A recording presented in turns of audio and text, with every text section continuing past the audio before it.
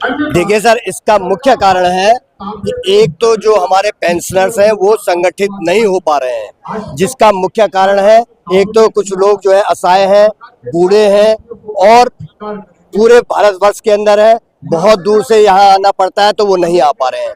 दूसरा मैं आपको जो है कहना चाहता हूँ, कल एक मीडिया के साथी पूछ रहे थे कि आप जो है ये बताइए कि जो है मोदी जी इस देश का इतना विकास कर रहे हैं, तो मैं आप पत्रकार बंधुओं से पूछना चाहता हूं, अगर देश का इतना विकास हो रहा है तो इस देश के अंदर 1000 पेंशन 500 पेंशन क्या इस देश का विकास हो रहा है? ये जो संकल्प से सिद्धि तक जाने का इनका जो प्रयास है वो प्रयास बिल्कुल बेधर्मी है, अधर्मी है और ये उस संग तक नहीं पहुंच सकते हैं। अब हम लोग जो है पूरा प्रयास करेंगे कि ये देश के अंदर जो प्रोपेगेंडा जो बनाया जा रहा है, इस प्रोपेगेंडा को ध्वस्त करने के लिए हम लोग यूएनओ को बताएंगे कि अगर ये देश विश्व की तीसरी इकोनॉमी है तो इस देश का जो बुजुर्ग है, जो देश का जो श्रेष्ठ व्यक्ति है, अगर उसका सम्मान नहीं है तो मैं कहना चाहता हूं कि यदि इस व्यक्ति का सम्मान नहीं है तो ये कभी भी संकल्प से सिद्धि तक नहीं पहुंच सकते। इसका उदाहरण मैं आपको देना चाहता हूं कि शंकर भगवान ने कहा था गणेश जी से और कार्तिक स्वामी से कि आप लोग जो है पूरे ब्रह्मांड का चक्कर लगाए, जो पहले लगा करके आएगा और वो जो है वो उसकी पहले पूजा होगी।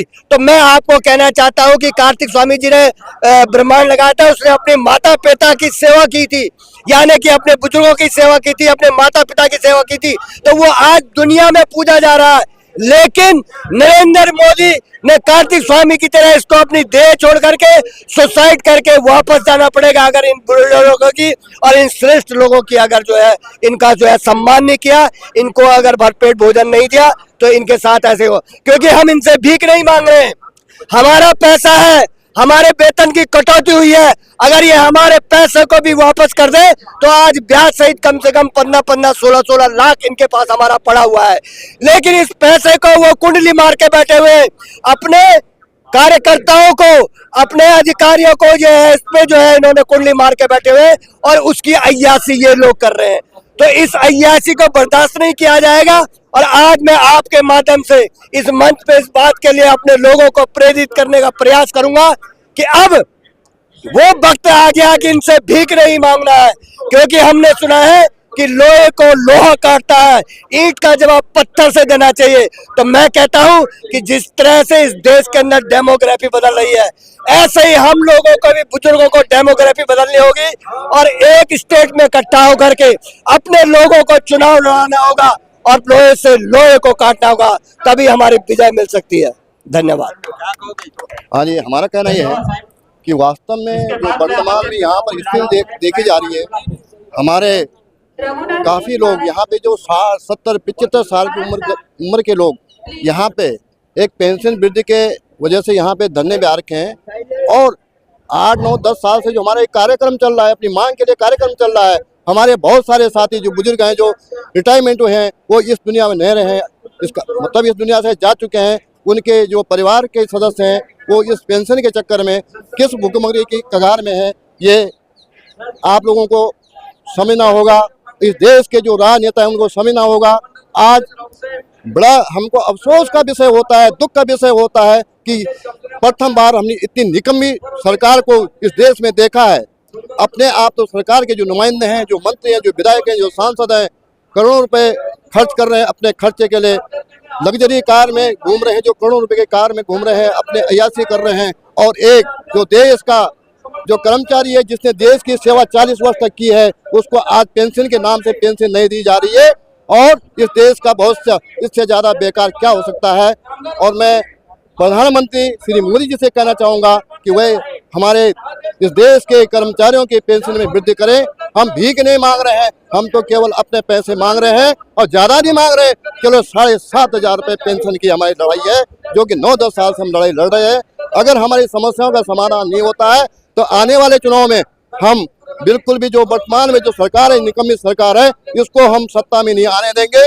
क्योंकि वास्तव में आज की डेट में जिस प्रकार से महंगाई बढ़ रही है, आम जनता परेशान है। एक तरफ तो कहती है गवर्नमेंट, सरकार कहती है कि हम जो है हमारे देश में कोई गरीब नहीं है, दूसरी ओर कहती है कि हम 80 करोड़ लोगों को जो है हम क्या देते हैं, राशन फ्री में देते हैं। अब जब हमारे देश में कोई गरीबी नहीं है तो 80 करोड़ लोगों को ये क्या नाम राशन क्यों दे रही है भाई फ्री में? इसका मतलब वास्तव में हमारे देश में गरीबी है और ये सरकार क्या कर रही है, जो अमीर लोग हैं उनको और अधिक अमीर बनाना चाह रही है और जो गरीब है उनको गरीबी की रेखा से नीचे, यानी उनको गरीबी रहना देना चाह रही है। वो नहीं चाहती गरीब आदमी कभी अमीर बने, क्योंकि आज की स्थिति इस निकम्मी सरकार को अगर देखा जाए तो इन्होंने इस देश के आम मजदूर को, किसानों को, गरीबों को इन्होंने बेकार कर दिया है। केवल ये अपने लोगों के लिए काम कर रहे हैं, पूंजीपतियों के लिए काम कर रहे हैं, गरीबों के लिए कोई काम नहीं कर रहे हैं। ये हमारे स्टेट के प्रांतीय उपाध्यक्ष हैं। दिनेश गोसाई, प्रदेश उपाध्यक्ष NSC उत्तराखंड। सर, आप लोग 8 सालों से संघर्ष कर रहे हो, सरकार बना रहे हो, देवभूमि से आप आते हैं, वहाँ भी भाजपा है, केंद्र में भाजपा, तो आप लोगों की मांग क्यों नहीं पूरी की जा रही? देखिए, हमारे साथ तो चाहे कांग्रेस हो या बीजेपी हो, दोनों ने धोखा किया है। अच्छा, कांग्रेस के टाइम पर जितने स्टेट डिपार्टमेंट थे उनको निगम बना दिया गया और निगम बनाने के बाद उसके कोई, ये कांग्रेस ही टाइम से पूरी गलती है। आज बीजेपी आई तो अब बीजेपी ने वही किया है। भाई इतनी महंगाई कांग्रेस के टाइम नहीं थी, उन्होंने 1000 रुपए तो बढ़ा दिया था, 1000 रुपए तो किया। देखिए, 1000 रुपए नहीं, 95 के बाद, 95 में 500 रुपए पेंशन हुआ था। उसके बाद बीजेपी ने, जब वाजपेयी जी आए तो उन्होंने 1000 रुपए बढ़ाया, लेकिन ये किसी ने नहीं सोचा। आप स्टेट में देखिए, सेंट्रल में देखिए, हर 6 महीने में DA बढ़ता है, जो उनका सैलरी उसका 50% उनको पेंशन मिलती है। लेकिन जो निगम है, 59 निगम है, इनमें से जितने निगम है, इन निगमों में हमारा पैसा हमसे कटता है। राज्य कर्मियों का पैसा नहीं कटता है, सेंट्रल कर्मियों का पैसा नहीं कटता है, लेकिन जो हमारे निगम है, इन निगमों का कर्मचारी का शेयर कटता है पेंशन में, वो पैसा वापस भी नहीं हमको मिलता है। हमारा ये डिमांड है कि जो हमारा पैसा कटा है, जो हमारा लाखों रुपए, 7 लाख रुपए मेरा जमा है EPF में, मैं 2020 में रिटायर हुआ हूँ, मुझे मात्र 3000 रुपए पेंशन मिल रही है। अगर 7 लाख रुपए मेरा बैंक में जमा होता, अभी तक वो जो है 6 साल में कम से कम 1.5 गुना तो हो ही जाता। तो मेरा ये कहना है कि हमारी जो मांग है, हमारी मांग ये नहीं है कि सरकार हमको कुछ दे, हमारी मांग ये है कि जो हमारा पैसा जमा है उस पैसे पर आपको हमको पैसा देना है। हमारा पैसे का जो ब्याज है, आप हमको ब्याज देते हैं, वो भी 3000 रुपए ब्याज दे रहे हैं, मेरा 7 लाख रुपए जमा है। यदि वो 3000 रुपए दे करके गवर्नमेंट हमको बजट का व्यवस्था करे, जिस तरह राज्य कर्मियों के लिए, सेंट्रल कर्मियों के लिए, हमने 39 साल नौकरी करी है, 40 साल नौकरी करी है, 36 साल नौकरी करी है। मैं सन 80 में भर्ती हुआ था और 20 में रिटायर हुआ, लेकिन धाके 3 बात है। तो हमारा यही डिमांड है कि हमको ज्यादा नहीं, हायर पेंशन में हमको नहीं चाहिए। हम कहाँ से 20 लाख रुपए जमा करेंगे? 20 लाख रुपए जमा करेंगे, फिर हमको हायर पेंशन मिलेगी, उसमें हमको DA नहीं मिलेगा। हमारी मात्र ये मांग है कि हमको 7500 प्लस जीने के लिए DA दिया जाए और 4 हमको जो बुजुर्ग हैं उनको हमको चिकित्सा सुविधाएं दी जाए। तो 4 मांगे हमारी हैं और सीधी सरकार से हमारी है। मोदी जी ने हमसे, हमारे राष्ट्रीय अध्यक्ष से बात कर ली है, श्रम मंत्री ने हमारे राष्ट्रीय अध्यक्ष से बात कर ली है, वित्त मंत्री राष्ट्रीय अध्यक्ष से बात कर ली है, लेकिन पूरे आश्वासन के बावजूद भी आज तक जो नहीं हो पा रहा है, ये बहुत बड़ी दुर्भाग्य की बात है। आज हमारे देश की कांग्रेस अगर विपक्ष में है, कांग्रेस बात को उठाए, कांग्रेस ने क्या किया? विपक्ष में रहकर क्यों नहीं बात हमारी उठा रही है? जब वो भाई सवाल आप आज कांग्रेस से नहीं पूछेंगे, 11-12 साल हो गया सरकार को, आप लोग 8 साल से संघर्ष तेजी से लड़ रहे हो। इस गवर्नमेंट ने 2 बार आपको वादा किया है, तो किस लिए नहीं? देखिए, हम लड़ते उसी गवर्नमेंट से रहे हैं, सेंट्रल में बीजेपी की सरकार है, उसी से लड़ रहे हैं, उसके खिलाफ हमारा धरना प्रदर्शन है। लेकिन कांग्रेस को भी हम ये कह रहे हैं, कांग्रेस भी विपक्ष में क्यों नहीं बात? कांग्रेस ये कह सकती है कि वहां पे आपने सीज फायर क्यों कर दिया, आपने लड़ाई लड़ी क्यों नहीं लड़ी? कांग्रेस ये क्यों नहीं कह सकती कि जो ये बुजुर्ग हैं, जिनको 60 साल हो चुके हैं, इनकी पेंशन बढ़ोतरी क्यों नहीं हो रही है? ये कांग्रेस को पूछना चाहिए। हमारा विपक्ष है, विपक्ष को बात क्यों नहीं रखनी चाहिए?